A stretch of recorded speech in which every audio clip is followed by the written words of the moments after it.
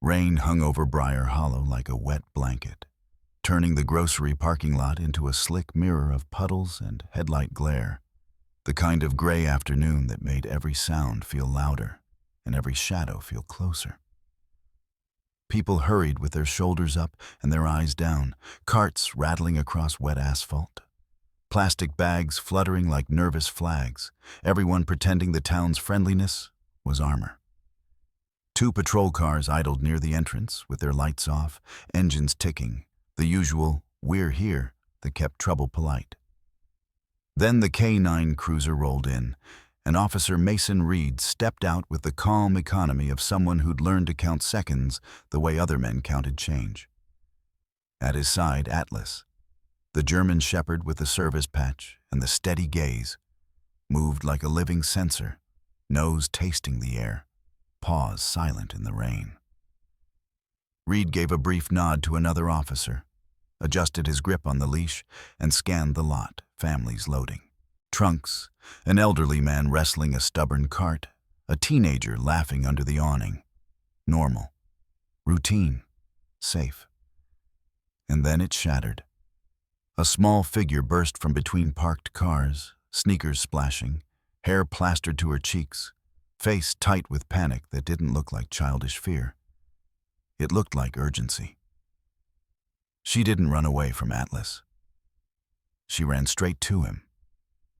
Before Reed could pivot, before the leash could fully shorten, the little girl lunged and grabbed Atlas's collar with both hands, as if she was anchoring herself to the only thing in the world strong enough to stop what was coming. Her scream tore through the drizzle and froze the entire parking lot mid-breath. "No! Don't let him go!" Reed's training snapped into place. His arm tightened, pulling the leash short, not to punish, not to yank Atlas back, but to keep a sudden hand near a working dog from becoming a tragedy. "Easy," he said, voice low and firm, trying to keep the moment from exploding. "Hey, easy, sweetheart." But the girl's grip didn't slip. Her knuckles were white against the leather. Her eyes were wide, not with terror of teeth, but with certainty, locked past Reed's shoulder at something no one else seemed willing to look at. Bystanders stalled as if the rain had turned to glue. A woman with a carton of eggs stopped so hard her cart bumped her hip.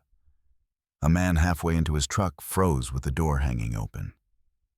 A couple under one umbrella stared and then quickly looked away, like eye contact could draft them into responsibility. Atlas went unnaturally still. Not tense in the way a dog becomes aggressive, still in the way a professional becomes precise. Tail halted. Ears pitched forward, spine aligned. His whole body snapped into a statue posture Reed knew in his bones. Detection, focus, a locked-on target. Atlas's gaze fixed on a dark sedan 2 rows over, its windows tinted almost black, rain beating on the glass like scales. Reed followed that stare and felt the air change, like the second before thunder. For the briefest instant, a pale oval of a face appeared behind the tint. Eyes watching, calculating, then slid out of sight. The girl tightened her hands on the collar as if she could keep Atlas from being taken, or keep Reed from making the wrong decision, and her voice cracked into another desperate warning. "He's right there. He's lying. Please, please don't let him go." Reed's jaw set. Atlas didn't blink. And the entire town, in that suspended second, began to realize the little girl hadn't grabbed a police dog's collar for attention. She'd grabbed it because she believed it was the only way anyone would finally listen. Hands moved fast once the shock broke. A second officer stepping in from the cruiser with palms out and a practiced smile, crouching to the girl's level as if this were a scraped knee situation instead of a live wire humming in the rain. Hey, it's okay," he said gently, fingers reaching for her wrists to ease them off the collar, already forming the assumption everyone formed when children raise their voices in public.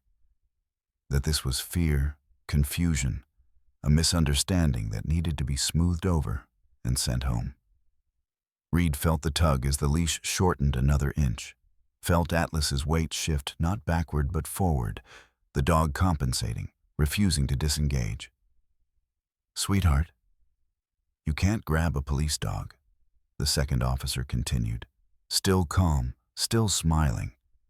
And that's when the girl shook her head so hard, wet hair slapped her cheeks, and her words came out sharp enough to cut through the drizzle.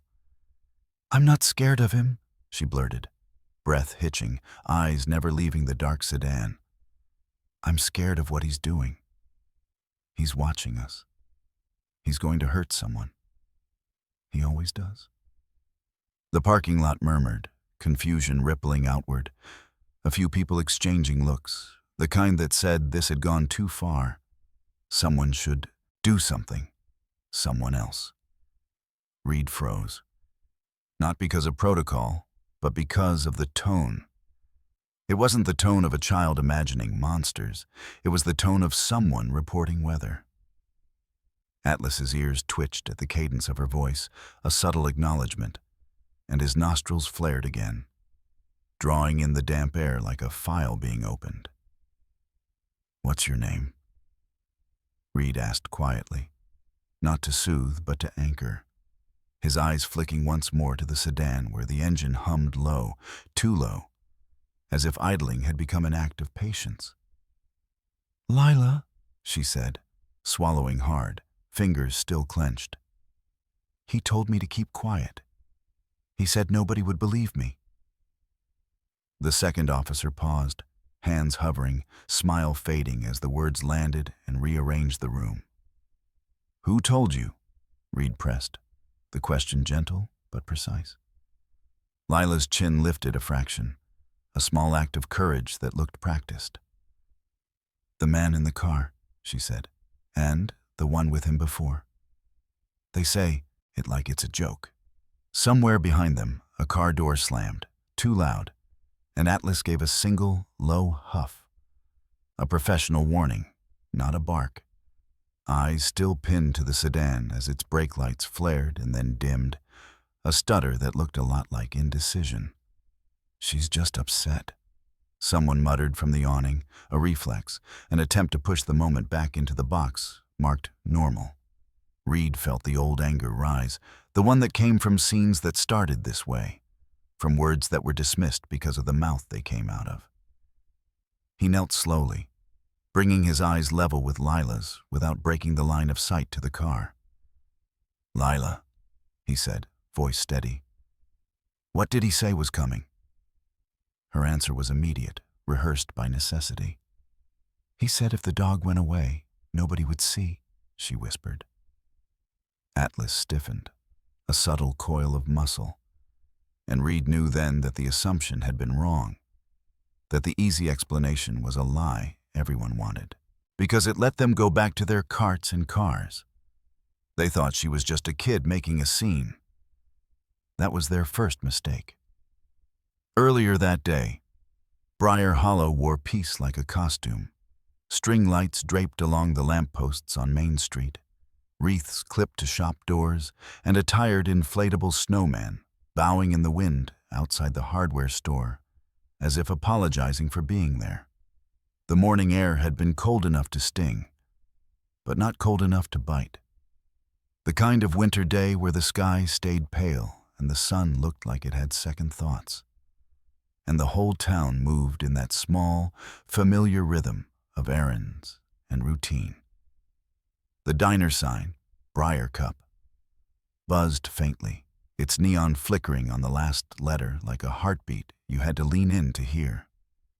And inside, the smell of coffee and fried potatoes wrapped around people who didn't have time to be alone.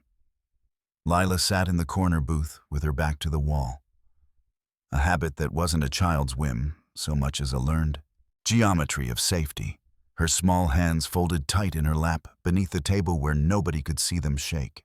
She was 8, maybe 9, with a thin frame swallowed by a hoodie that had once belonged to someone bigger, sleeves pushed up to reveal wrists marked by faint red lines that looked like they came from gripping something too hard.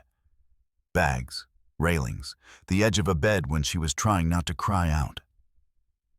Her eyes were the kind that watched before they spoke, dark and alert, tracking movement like she was counting exits. And when the bell above the diner door chimed, she flinched so subtly most people would have missed it. But not her guardian. Mara Quinn sat across from her, shoulders rounded in a fatigue that had nothing to do with sleep and everything to do with carrying a child through days that felt like walking on cracked ice. Mara's hands were rough from work.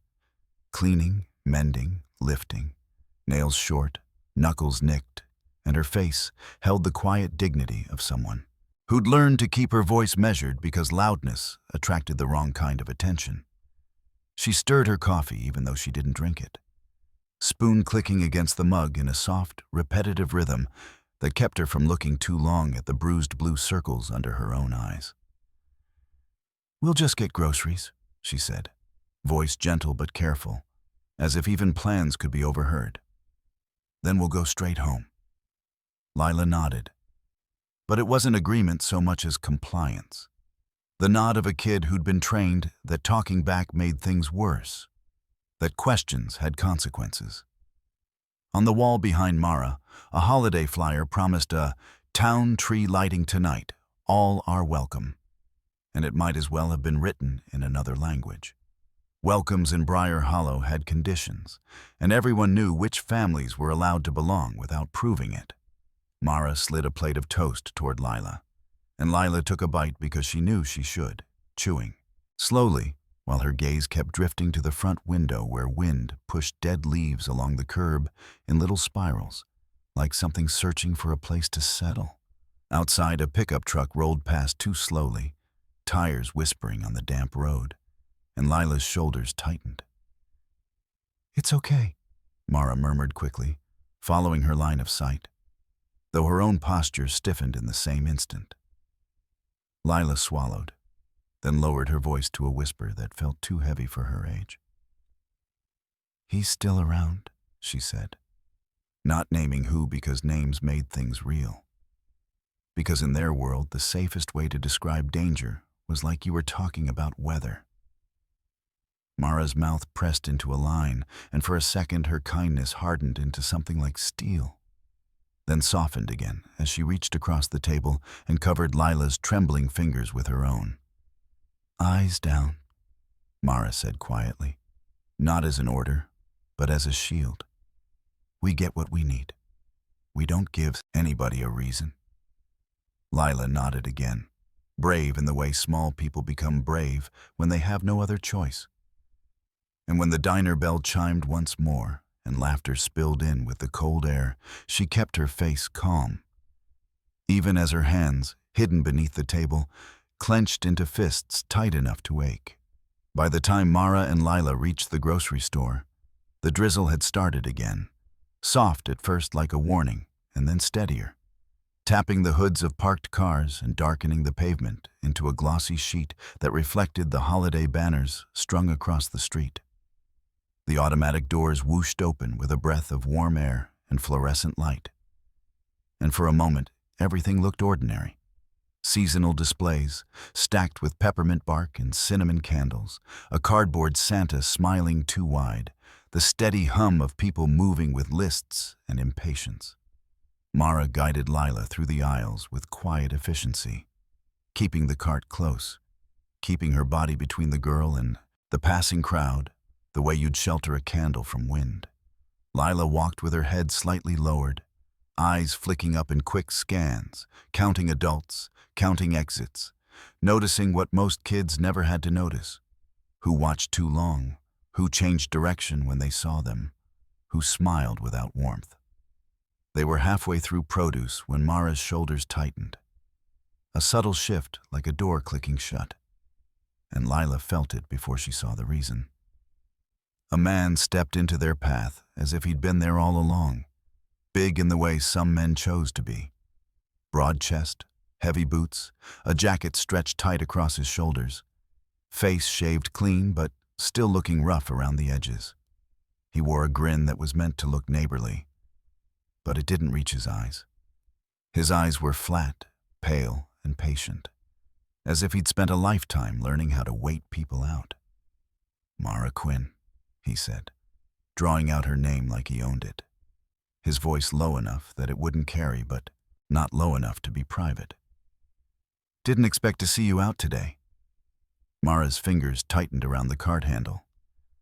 "We're just shopping," she said, polite, clipped, the kind of politeness that begged a person not to make a scene.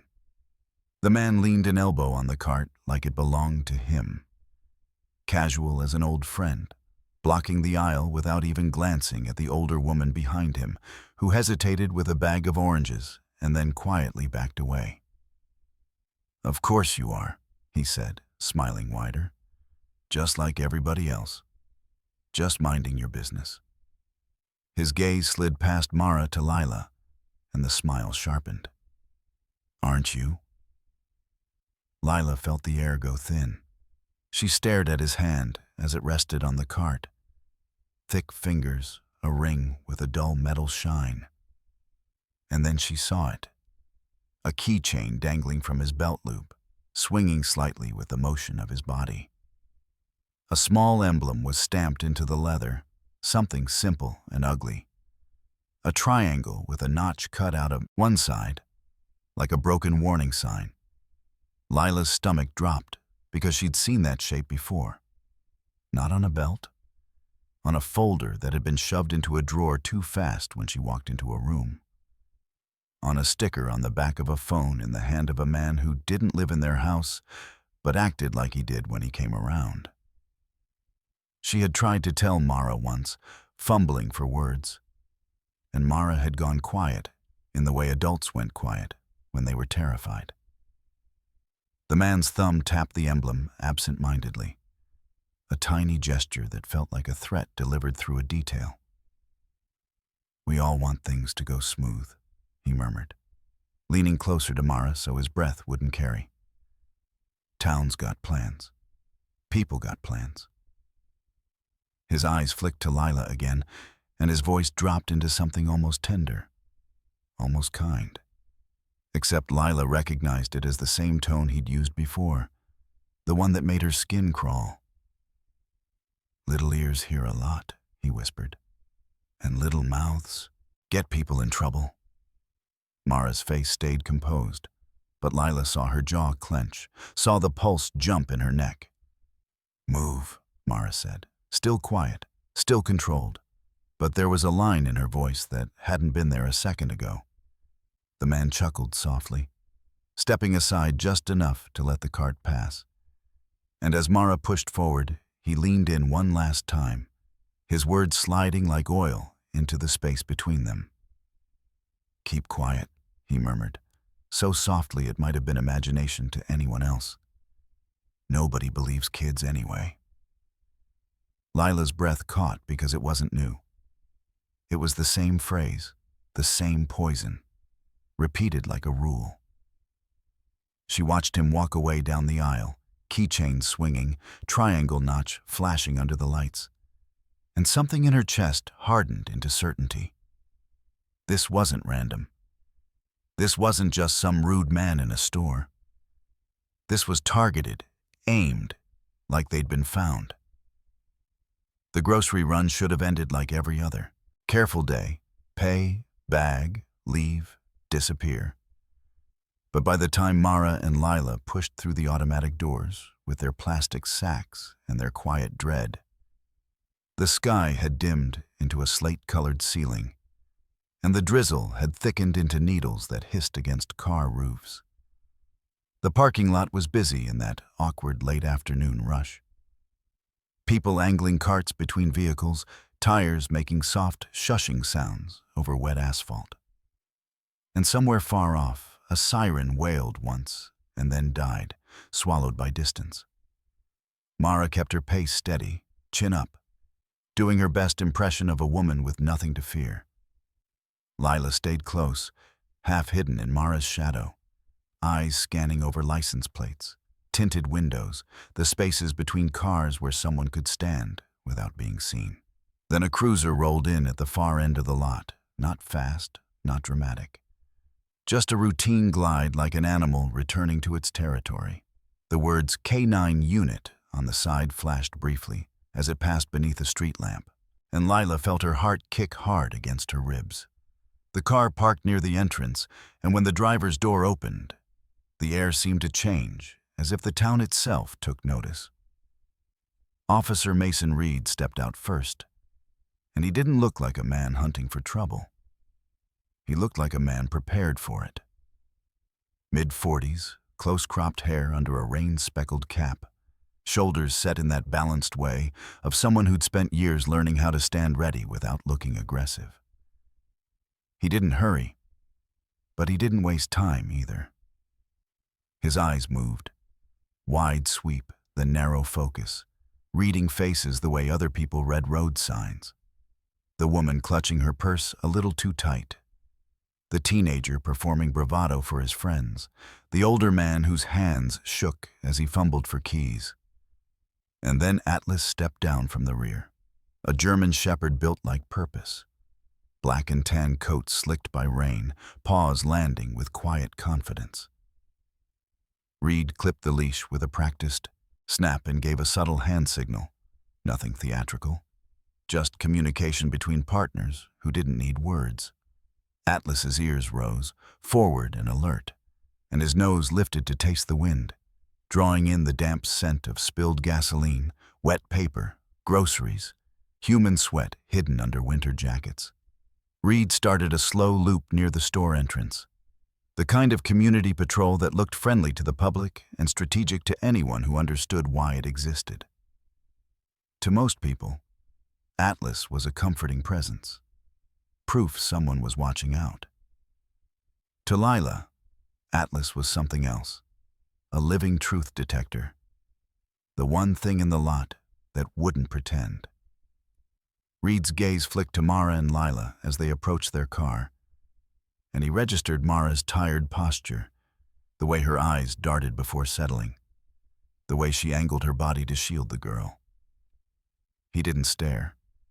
Staring spooked people. But he noted them. Atlas noted them too, head turning slightly, tail still, not fearful or excited, observant. Mara kept walking, telling herself not to look like prey, but the sound of boots on wet pavement made her shoulders tighten anyway, and Lila noticed the way her guardian's breath caught for half a second. Reed made a small course correction, drifting closer, not intrusive, just present, and Lila felt the first real sliver of safety she'd felt all day. Then Atlas stopped.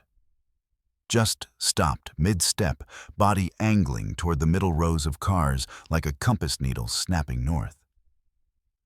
His ears stayed forward, his nose worked harder, and a low, controlled vibration rolled through his chest. Not a bark, not even a growl. More like a warning held behind teeth. Reed's hand tightened on the leash as his eyes followed Atlas's line, scanning the parked vehicles until he found it. A dark sedan with tinted windows sitting too still, engine humming low, positioned in a way that watched the entrance without needing to move. Reed's face didn't change, but his posture did. Subtle, ready, protective. And when he glanced back at Mara, he saw her try to pretend she hadn't noticed the car at all. Lila did notice. Lila noticed everything. She looked at the sedan, then at Atlas, then back at the sedan again, and the pieces clicked into a shape that made her stomach drop, because she recognized that kind of watching, that kind of waiting. Her hands began to shake, and she fought to keep them still. But Atlas took one deliberate step forward, pulling just enough to test Reed's control, and in that instant, Lila realized the dog wasn't reacting to fear. He was reacting to something real, something close, something about to happen. Mara's resolve didn't come in a dramatic burst. It came in the smallest movement, her fingers tightening around the grocery bags until the plastic creaked, her eyes flicking to the sedan again, then back to the officer, as if she'd finally reached the end of what silence could buy them. "Officer," she started, voice low and careful, the way you speak when you're afraid the wrong syllable will summon consequences. "There's a man. He's been following us." Reed turned his head just enough to let her speak without putting her on display, keeping one hand steady on Atlas's leash, while the dog's body remained angled toward the dark car, like a warning sign nailed into the rain. "Tell me what you saw," Reed said, simple and direct. Mara swallowed, glanced at Lila, then forced herself to keep going.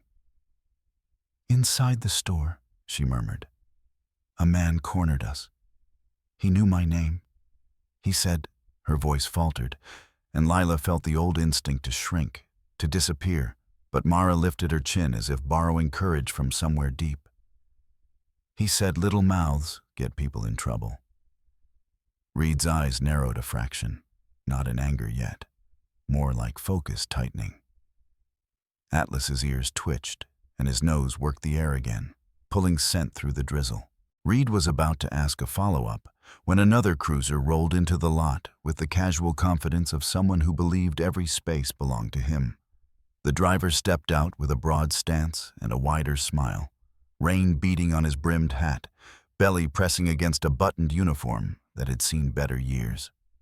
Chief Halden Pike, Briar Hollow's folksy protector on paper, the man who shook hands at parades, the man who called everyone son and sweetheart, as if that alone could make the town safe. "Well now," Pike boomed, voice carrying just enough to draw eyes without sounding like a scene. "What have we got here? Mason, you bringing Atlas out to say hello to the shoppers?" His gaze swept over Mara and Lila, and the smile warmed as if he'd rehearsed it in the mirror. "Mara Quinn. How you doing, darling?" "Darling? You girls all right?" Mara's throat tightened. "Chief," she said, respectful but strained. "There's a man in the lot, in that sedan. He—" Pike waved a hand like he was brushing away a fly. "Ah, no need to stir trouble," he said with a chuckle that tried to turn fear into overreaction. "Folks get jumpy this time of year. Lot of stress, lot of rumors. We'll handle it." Reed felt something cold settle in his stomach. The dismissal came too fast, before questions, before details, before even a glance at the car Atlas was locked on. Like someone had already decided the story and was simply slotting Mara into the role of anxious woman who needed calming down. Reed kept his voice neutral. "Chief, my dog's indicating—" Pike cut him off with a friendly clap to Reed's shoulder that was heavy enough to be a signal. "Atlas is a good boy," Pike said, still smiling, still loud enough for bystanders to hear the comforting version. Then his tone dipped just slightly, only for Reed. "Let's not make a production. People are watching."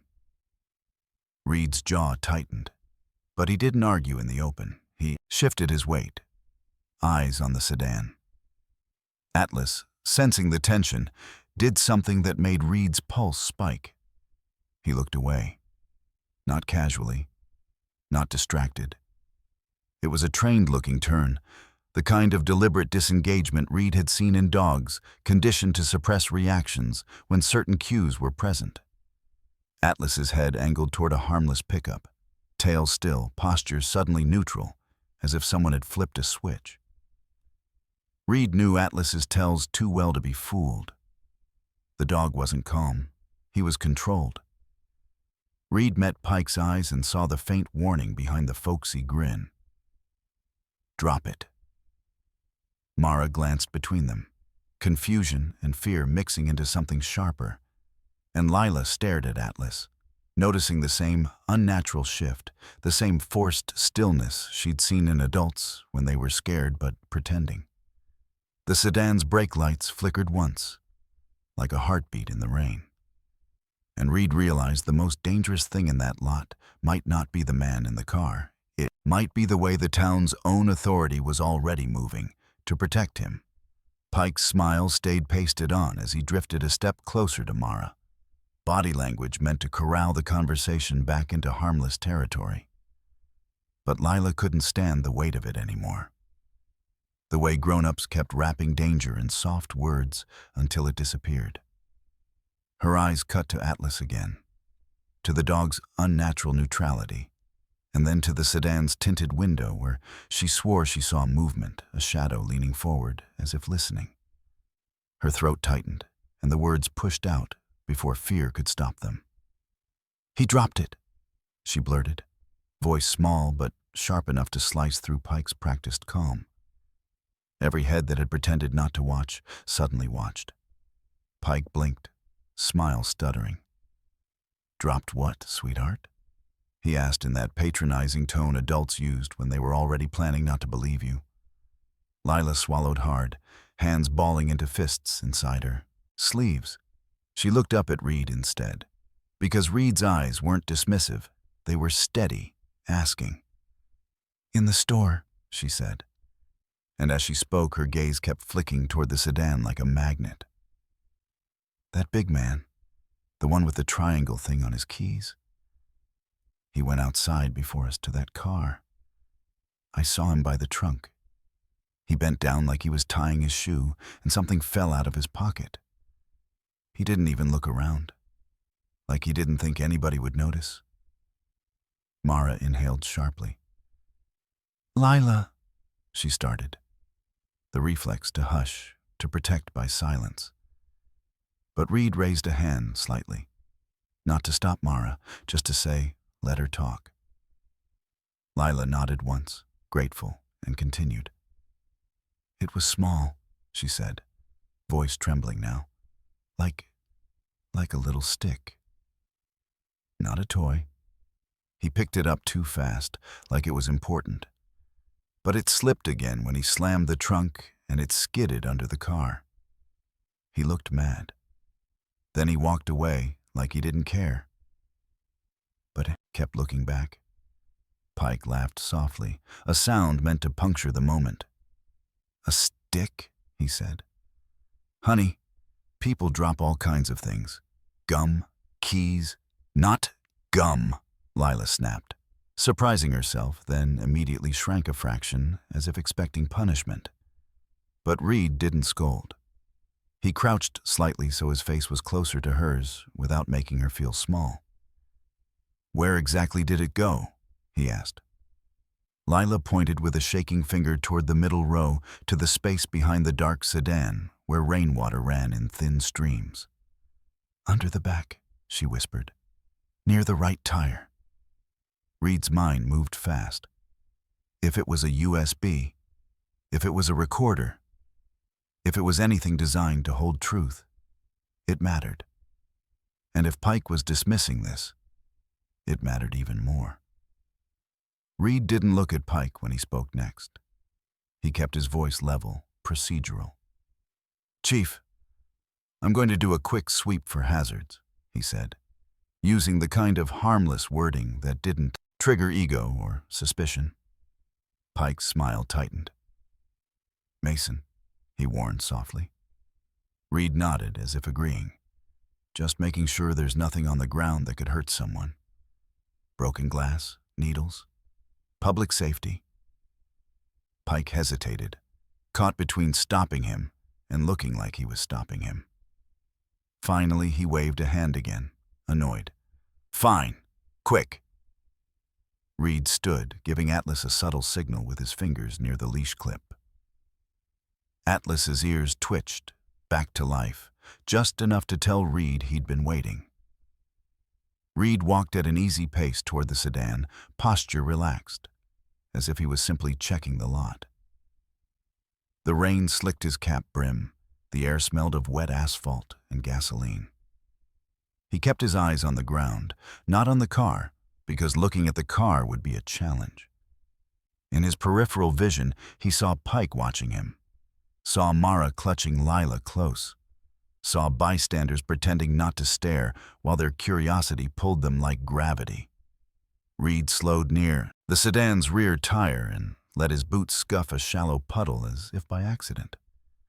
There, a dark shape tucked against the undercarriage, half hidden by shadow and water. Small, rectangular, not trash. Reed bent as if tying his boot, one knee touching the wet pavement, and with 2 fingers, he slid the object out into his palm, shielding it from view with his body. It was a USB drive, black, unmarked, but heavier than it looked, with a tiny smear of mud on one edge where it had scraped the ground. Reed's pulse thudded once, hard. He didn't react outwardly. He simply stood, wiped his hand on his pant leg, and slipped the drive into a small evidence sleeve he kept in his outer pocket, the motion hidden under the casual act of adjusting his jacket. Then he turned back toward Pike with the calm face of a man who'd found nothing at all. "Lot's clear," Reed said evenly. But as he passed Lila, he let his gaze meet hers for half a second. A silent promise that he had heard her, that he had not thrown her truth away like everyone else had. Lila's shoulders sagged with a fragile relief. But the sedan's engine note changed, lower, then higher, and Reed knew preserving the clue was only the first move. Whatever was on that drive, someone in that car had been willing to risk dropping it. And someone else in a chief's uniform had been too eager to pretend it didn't exist. Behind the bright windows and polite signage of Briar Hollow's most respectable building, Hollow Ridge Development, LLC, there was a door that customers never used. A narrow hallway that smelled faintly of old paper and lemon cleaner. And at the end of it, a dim office where the light was always turned down as if truth looked better in shadows. Rain tapped the back window in small, impatient fingers, while a space heater clicked and hummed beside a mahogany desk that had been bought to suggest permanence. A man sat behind that desk in a tailored sweater and pressed slacks, silver at his temples, posture relaxed, like the world had never told him no. Everett Klein didn't need to raise his voice. He had learned that power worked best when it sounded reasonable. Across from him stood the big man from the store, Darren Holt. Wet jacket unzipped, boots tracking in road grime, shoulders squared like he was ready to shove the whole room if asked. Darren was muscle, and the muscle knew it. He shifted his weight, impatient, irritated, still carrying the sting of being watched in public. A third man hovered near the file cabinet, thin, pale, wearing a town badge on his belt like an accessory he hadn't earned. He kept wringing his hands as if trying to squeeze the guilt out of them. Everett didn't look at the badge. He looked at a neat stack of folders, each labeled with bland words: rezoning, safety review, permit approval, like the town's future could be filed away. "You were sloppy," Everett said mildly, not an insult, just an observation, delivered with the calm of someone discussing weather. Darren bristled. "It was one stupid thing," he muttered. "It slipped." Everett finally lifted his eyes, and when he did, the room tightened. "Stupid things become problems," he said. "Problems become delays. Delays become questions. And questions are what we don't allow." He tapped one folder with a fingertip, the sound soft but final. "We have a timeline. We have investors. We have permits that will be approved because the town needs what we're offering." He paused, letting the word investors hang like a ceiling weight. "And we have sensitive material that must not circulate." The thin man with the badge swallowed. "Chief Pike says he smoothed it," he offered quickly, eager to be useful. He told Reed to stand down. Everett's smile appeared, small and controlled. "Halden is good at smoothing," he said, as if complimenting a landscaper. "But smoothing isn't the same as solving." Darren leaned forward, voice rough. "You want me to handle the cop?" The badge man flinched at the bluntness. Everett didn't. He leaned back, steepling his fingers. "No," he said, tone polite. "You handle noise. You intimidate. You remind people what happens when they become inconvenient." His gaze slid toward the rain-streaked window, toward the blurred suggestion of Main Street beyond it. "But Officer Reed is not noise. He's competent. Competence is contagious." The badge man cleared his throat. "It's just a dog unit," he said, trying to shrink the threat with words. Everett's eyes snapped to him, the warmth gone. "It's not just anything," he replied softly. "It's a symbol, a dog that points at what we bury, a handler who doesn't accept the town's version of reality." Darren's jaw flexed. "Then say it," he growled. "What do you want?" Everett stood, slow and smooth, walking to a wall map where colored pins marked parcels of land like trophies. He placed his finger on a spot near the edge of town. Woods, old roads, space for something new. "Tonight," Everett said, voice still calm, "the streets need to feel normal again. The people need to believe everything is fine, and that requires removing variables." He turned back, eyes cool as polished stone. "Get the dog off the street tonight." The badge man's face drained. "Off the street how?" he whispered. Everett's smile returned, but it didn't reach his eyes. "Use the system," he said. "A complaint, a safety review, an incident, something that sounds responsible, something that forces Reed to leash himself." Darren's grin crept in, predatory. "And the kid?" he asked, as if saying kid made her less human. Everett didn't hesitate. "Children forget," he said, almost kindly. "They forget faster when the adults around them are reminded what fear feels like." The heater clicked. Rain kept tapping. And in that dim backroom, behind the respectable sign, the plan settled into place, not as a crime, but as paperwork, pressure, and permission. Night in Briar Hollow didn't arrive all at once. It seeped in like ink through paper, thickening the shadows between houses and turning porch lights into small islands that couldn't quite push the dark away. And by the time Mara and Lila reached their little rental on the edge of town, one of those sagging, single-story places with thin walls and a porch that creaked under honest footsteps, the rain had softened into mist that clung to everything, making the world feel damp and watchful. Mara locked the door twice out of habit and once out of fear, slid the chain into place, and set the grocery bags on the counter with hands that refused to stop shaking, even when she told them to. Lila stood near the living room window, peeking through the blinds in narrow slits the way she'd learned to do, never offering a full view of her face while the old heater rattled and the television murmured low. A deliberate background noise meant to make the house feel lived in. Mara tried to act normal for Lila's sake, making soup, folding a towel, speaking in soft routines. But the air in the room felt charged, like metal before lightning. The first call came at 7:12. The phone rang once, twice, and Mara's stomach dropped because nobody called them at night unless it was bad news. She answered on the second ring, forcing her voice steady. "Hello?" Silence. Then a slow exhale on the line, someone breathing close to a microphone, followed by a click that ended the call. Mara stared at the receiver as if it had bitten her. "Wrong number," she whispered. But her eyes said she didn't believe it. Lila's hands clenched at her sides. At 7:19, the phone rang again. Mara answered again. This time a voice, low and amused, filtered through static. "You girls had a big day," it said. Mara's blood ran cold. "Who is this?" she demanded.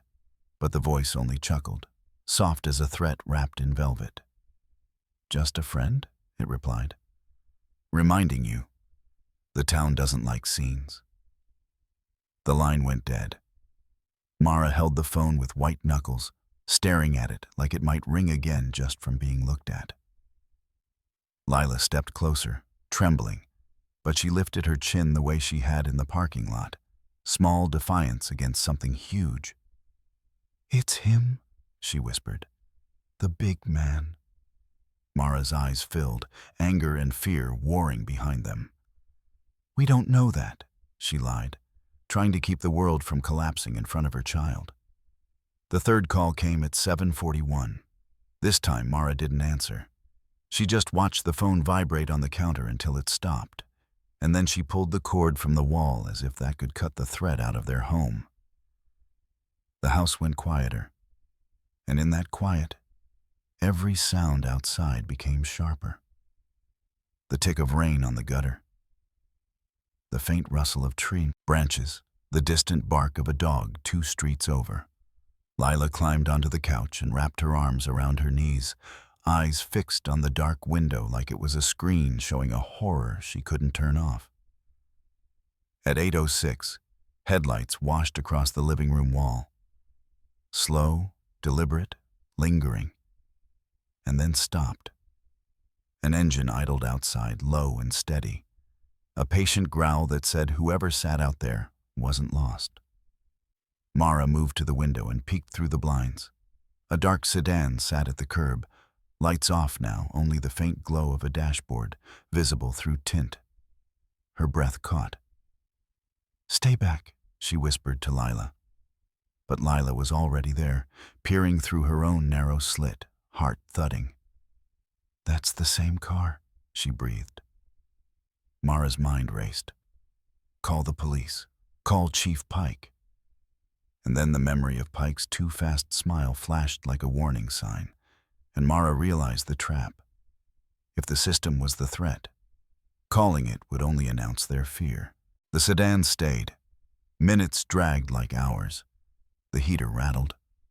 Lila's stomach twisted.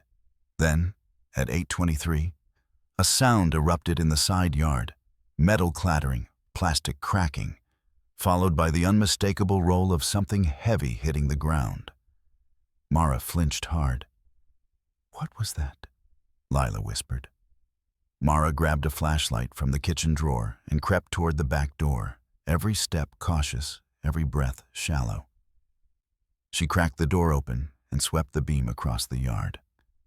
Their trash bin lay on its side, lid snapped back, garbage strewn across the wet grass like an insult, soup cans glinting in the light.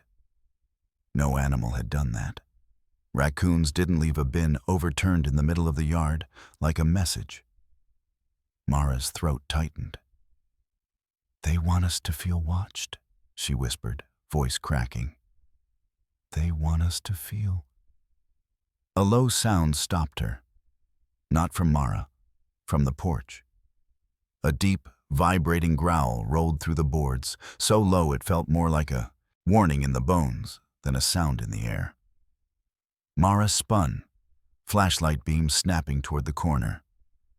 Atlas stood there in the shadow, rain-speckled, ears forward, body stiff and angled toward the side of the house as if he'd materialized out of duty itself. Reed must have tracked them here, must have come to check. But Reed wasn't on the porch. Only Atlas. The dog's eyes were locked on the darkness beyond the fence line, nose lifting, breathing in. Then Atlas went still in a way that made Mara's skin prickle. Still like a statue, like a sensor tripped. His head turned slightly, tracking something moving along the side of the house. Footsteps too soft for Mara's ears, too careful to be casual. Lila's fear surged, hot and familiar. But instead of shrinking, she stepped forward, fingers curling into the hem of her hoodie. "He's here," she whispered. Not a question. Atlas's growl deepened by a fraction, and his gaze followed the invisible path of the watcher in the dark. Lila swallowed, then spoke louder, into the night, into the system, into the fear that had trained her to silence. "I'm not being quiet anymore," she said. voice shaking but clear. And in that moment, Mara realized the town's mistake wasn't just underestimating a child. It was forgetting that when you corner someone small long enough, you don't always get obedience. Sometimes you get a spark that refuses to go out. Rain kept falling in thin, steady lines, turning the streetlights into blurry halos and making every parked car look like it could be watching. And when Reed finally emerged from the shadows beside Mara's porch, his presence was quiet but decisive. No siren, no swagger. Just a veteran handler moving like someone who understood that the loudest thing in a threatened house should be safety. "Ma'am," he said softly, stepping up with Atlas at heel, the dog still rigid with focus, eyes cutting toward the fence line where those unheard footsteps had vanished. Mara held the flashlight with both hands, trying not to shake. "Officer Reed," she breathed, relief and fear twisting together. "They called. They're outside." "Chief Pike," Reed lifted a palm, not dismissing her, but signaling calm. "I know," he said. "I need you inside. Doors locked, lights low." Lila, standing behind Mara's hip, stared up at Reed as if he might be the only adult in town who hadn't decided her truth was inconvenient. Reed met her gaze and nodded once, an acknowledgement that carried more comfort than a dozen reassurances. Atlas gave one last low rumble, then, at a subtle finger motion from Reed, shifted into a neutral stance, ears still alert but body controlled, as if he'd only been waiting for permission to stand down. Reed guided Mara and Lila back inside, checked the window locks with quick, practiced taps, and then stepped away from the light, speaking low like the walls had ears. "I'm going to make a few calls," he said. "Not to Pike." Mara's eyes widened. "Then who?" Reed's jaw tightened. "People who don't answer to this town." Before Mara could respond, Reed's phone buzzed. One sharp vibration, then a second.